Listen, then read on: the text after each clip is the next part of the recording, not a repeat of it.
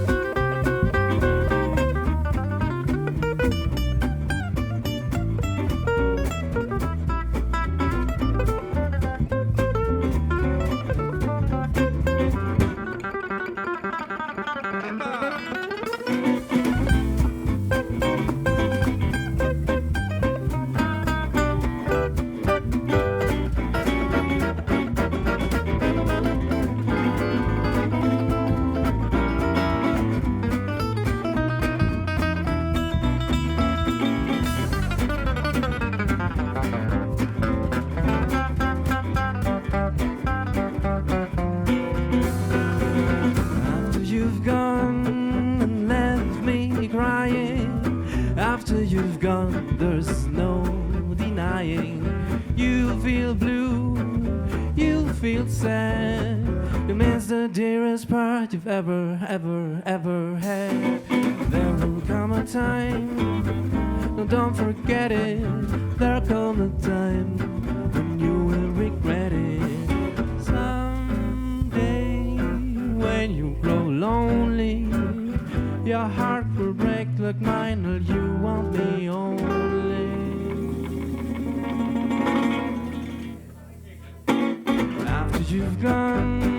After you've gone, I will. Oye, ¿y cómo es que el Manouche te llama? En Alemania me imagino que también es un lugar donde se ha desarrollado una escena para el Manouche. Hay muchos gitanos ahí y muchos músicos que se dedican a eso, mucho más que aquí en México. Y siento que ya está viniendo más esa moda. En los últimos 5 o 10 años han habido muchos grupos que se han formado y también se ha llevado también más a una especie de mainstream también, o sea que el origen es auténtico jazz manouche, pero se ha creado como el electro swing. También hay una banda colombiana, no sé si la ubiquen, se llama Monsieur Monsieur Priné, Priné, que también usan este lenguaje del gypsy, del manouche, que tiene un sabor así todo alegre, un ritmo así bien sabroso que se puede bailar, y es como un jazz muy alegre y pues no tan intelectual, ¿no? Uh-huh.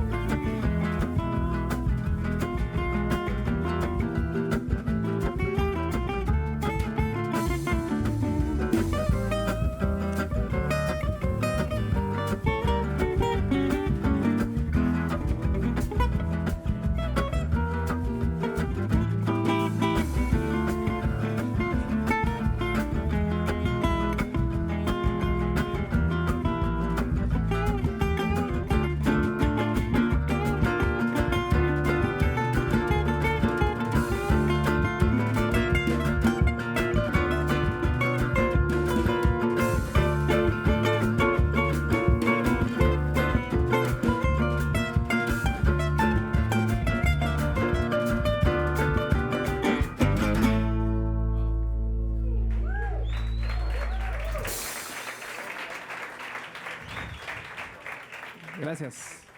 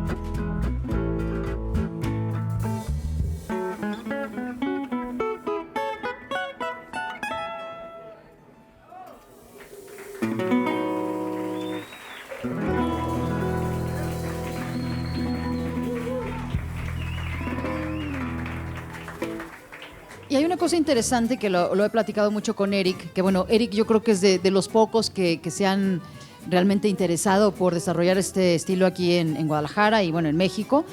Y tú has tenido la oportunidad de llevar tu proyecto Smoke Rings Quartet y bueno, lo que haces en torno al manouche a ciertos lugares en Latinoamérica. Y me contabas que ya hay también como una apropiación del manouche o más bien los ritmos latinos se han ido filtrando en el manouche.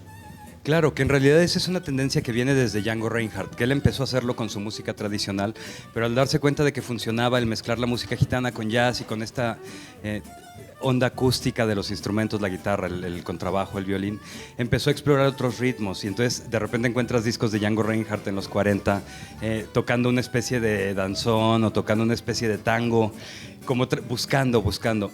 Y evidentemente cuando nosotros como latinoamericanos comenzamos a explorar desde casi la misma época con Óscar Alemán, que fue un gran guitarrista argentino que vivió en Francia, tocó con Django Reinhardt y él regresó a Argentina y desde entonces tenemos como, si me entiendes, casi contemporáneamente en Latinoamérica un desarrollo del swing y del jazz manouche a través de Óscar Alemán y que se fue extendiendo del sur hacia el norte.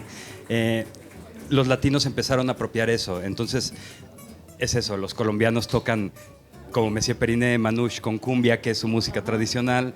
Los argentinos tocan manouche, pero también están tocando tango, todo el tiempo quizá, como con tango y lo mezclan un montón. Hay un guitarrista alucinante, Roque Monsalve, que tiene un grupo de hecho que se llama Django Tango y hacen como esta mezcla de la música argentina con eso. Y bueno, también nosotros con Smoke Rings hemos tratado de hacer eso, de que se refleje nuestra identidad como músicos mexicanos a través del jazz manouche, que a final de cuentas es a lo que más podemos aspirar, porque hemos platicado Chema y yo que luego vas a Francia a los festivales de jazz manouche y ves 10 chavitos de 7 años y todos son como mega virtuosos porque claro, nacen con esa música. Entonces nosotros tenemos que aspirar a hacer algo con nuestra propia esencia para poder, no, competir es una palabra muy fea, pero para poder ir a festivales en otros lados del mundo, como hemos tenido la fortuna de hacerlo, y mostrar lo que sea, y aunque no tenemos ese virtuosismo así deslumbrante de los franceses, sí, claro, que nacen tocando esta música, les gusta lo que hacemos porque le oyen un sabor latino que definitivamente ellos no tienen.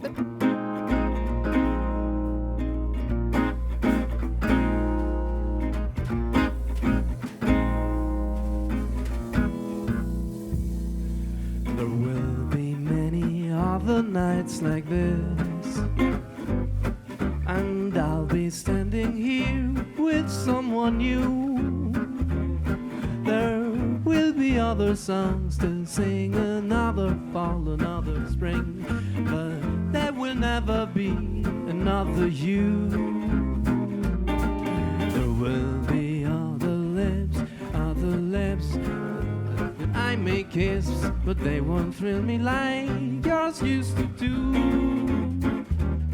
Yes, I may dream a million dreams, but how could they come true if there will never ever be another you?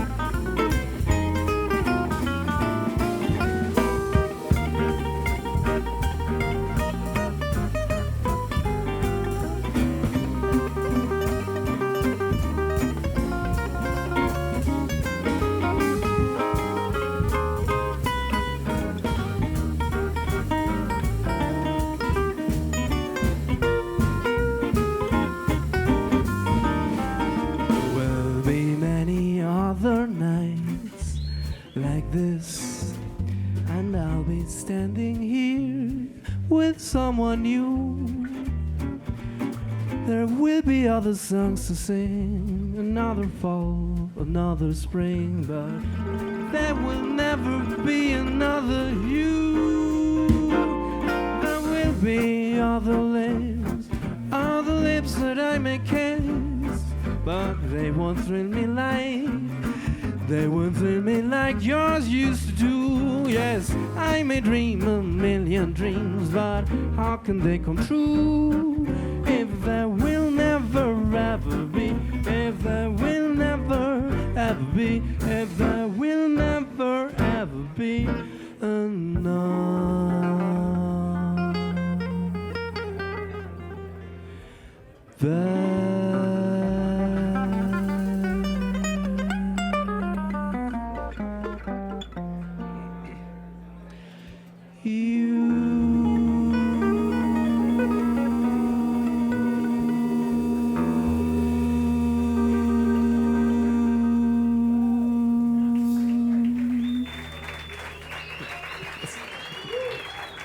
Gracias. Pero eso es normal, ¿no? Es como un alemán que quiera tocar son jarocho. Probablemente a nivel técnico lo va a poder hacer, pero no creciste con esa música. Pues la música siempre expresa un sentimiento de vida y una experiencia. Y eso es algo que no puedes aprender en una academia. Es algo que tienes que vivir, que tienes que haber aprendido por gente que pues ha vivido con esa música, que la ha interiorizado desde familiares, desde todo su contexto.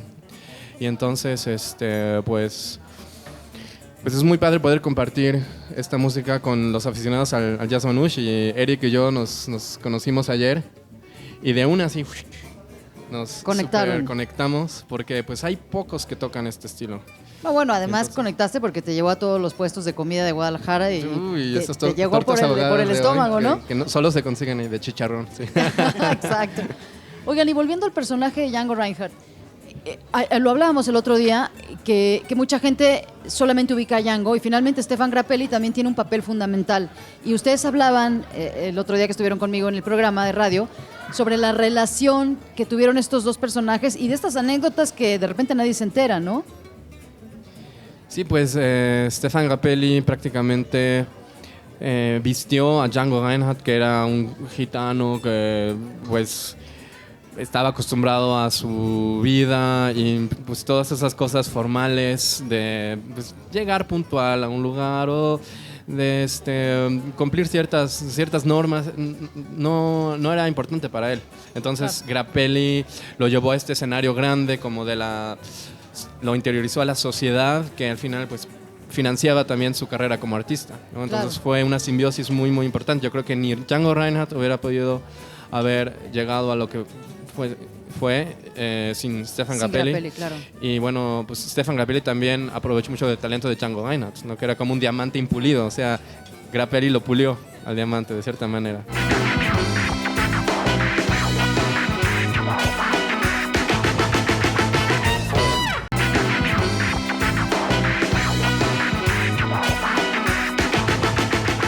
Pero también hay otras anécdotas que yo no sabía de esta gira de Duke Ellington que invita a la banda de Stefan Grappelli y Django. Y bueno, cuenta Eric, por favor, lo que sucedió.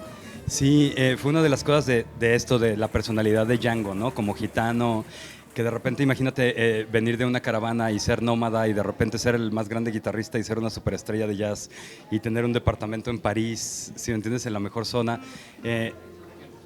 Se deslumbró, ¿no? Él tenía esta personalidad donde él decía que él era el mejor guitarrista de la faz de la tierra y Duke Ellington lo invitó. En ese momento las big bands estaban en su apogeo. Uh-huh. Y Duke Ellington lo invitó a Norteamérica con el quinteto del Hot Club de Francia, que era el grupo de Django y Stefan, para que abrieran toda una gira por Norteamérica de la orquesta.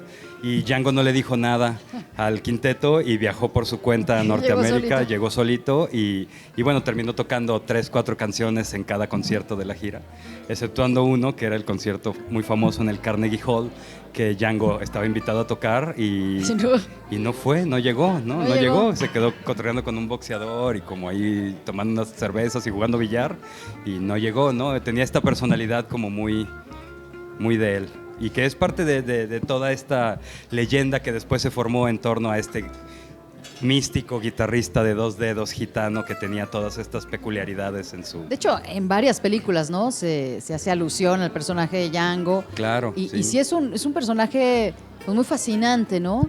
Porque por un lado tenía esta parte como de ego, ¿no? O sea, no decirle a su banda y él sentirse la superestrella. Pero por otro, tú también me contabas que cuando murió era absolutamente millonario y no sabía. Sí, él no sabía que tenía mucho dinero en el banco, no le importaba. Él pintaba, iba a pescar al río. Pasó los últimos 5 años de su vida en un pueblito a 1 hora al sur de Francia, donde ahora se hace el gran festival Django Reinhardt, que todos los años se da. Y él, pues, no... él vivía para el arte, para la música y todas esas normas, todo eso, esas construcciones que en nuestra sociedad moderna son muy importantes, así para la autorrealización del individuo. Eso a él no le importaba, era pues un artista así de nacimiento. Él solo vivía para hacer música, claro, para pintar y para pues vivir la vida, ¿no? Bueno, Django es obviamente la fuente principal de inspiración para ustedes dos.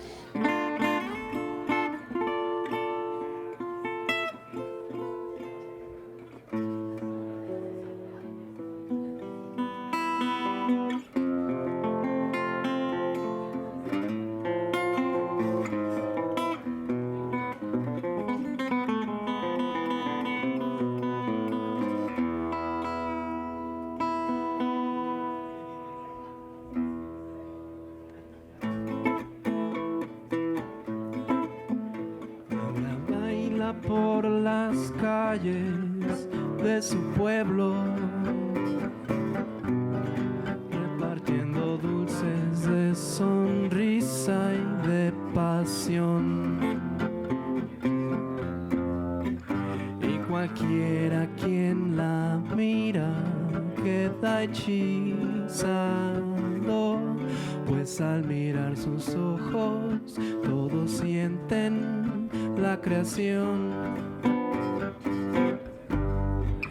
y se pierde por los valles y los montes. Ella vuela con sus alas hacia el sol, guarda un gran secreto muy adentro, que la luna en una noche le contó. Ahora tiene un secreto que la luna le contó.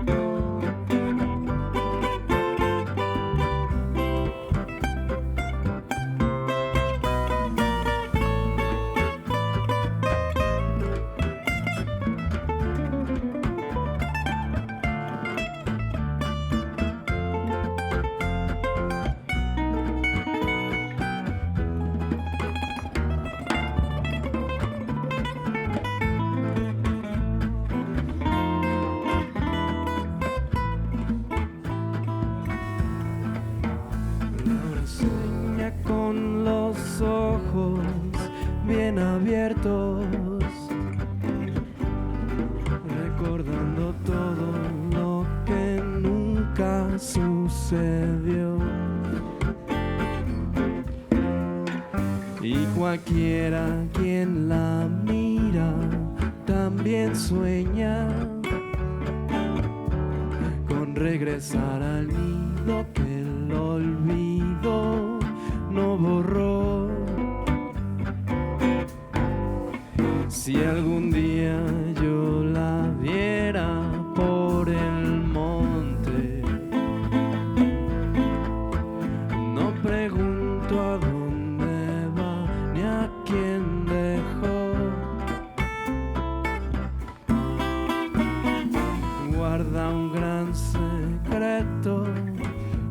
adentro, que la luna en una noche le contó.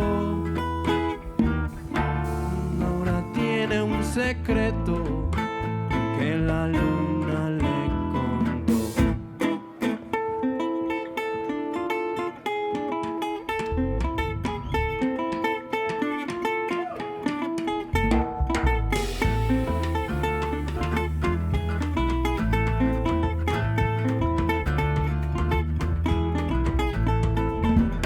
Ahora tiene un secreto que la luna le contó.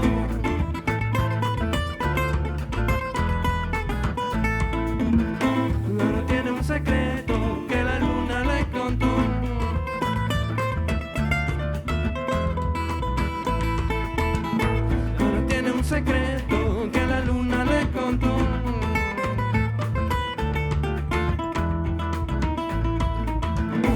Ahora tiene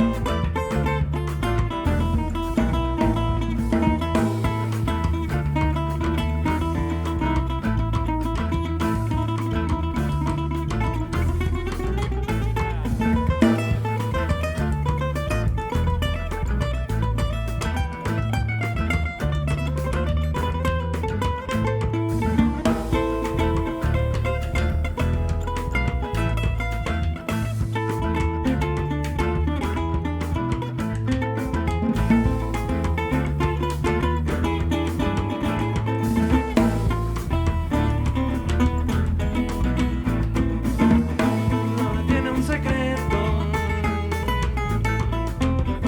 Ahora tiene un secreto.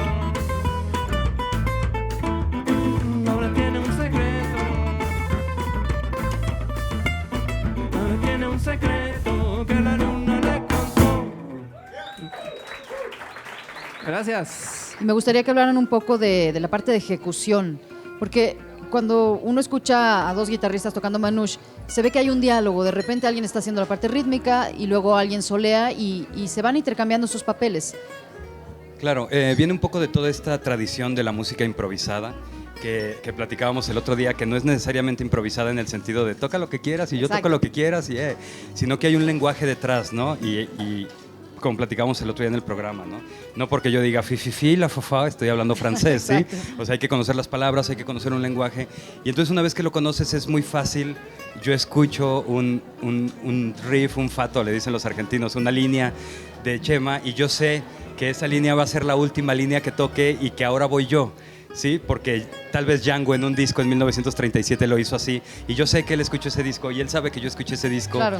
Y entonces, claro, después de ese badu, badu, badu, badu, yo tengo que hacer ta, pu, ta, pu, tu, ta, tu, ta.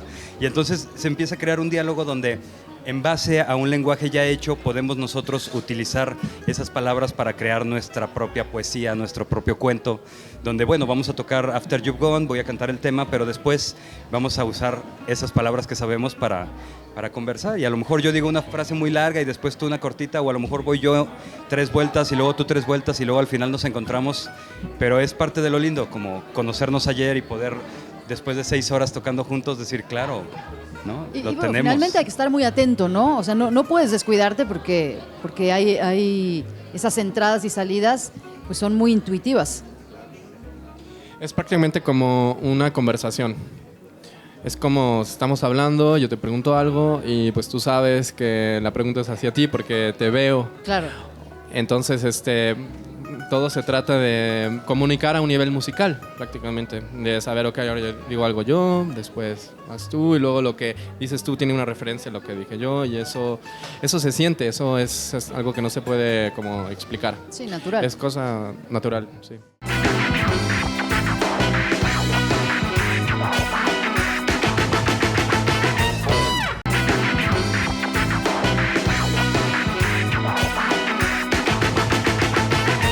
¿Qué sigue para el Manouche en el caso particular de ustedes dos? Tú en Alemania, tú en México. ¿Cuáles son los planes? ¿Tú estás sacando un disco nuevo con los Smoke Rings? Yo acabo de, sí, estamos ya estrenando el disco en la gira del estreno del segundo disco de Smoke Rings y acabo de formar mi nuevo proyecto, Eric Casten y el Hot Club de Guadalajara, que también es un revival de toda esta música gitana, no solo el jazz manouche, sino también tocamos un poco de música original de Rumania, de Macedonia, de Grecia y girar. Este año tengo la suerte de, con el Hot Club, vamos por primera vez al Festival Django en Medellín. Y voy yo esta vez me invitaron al Festival Django en Portugal. Qué maravilla. Entonces en el verano voy a Portugal, voy a Francia al Festival Samoa por primera vez y eso. No, bueno, y eso, nada más. Sí, girar, grabar discos y seguir como moviendo esto en México y en Latinoamérica. Queremos como... Hay muchos planes ahí con los otros organizadores de festivales en Latinoamérica y queremos hacer una red bastante interesante ahí de intercambio. Yo te felicito porque realmente he visto esta tenacidad y esas ganas de hacer crecer este movimiento.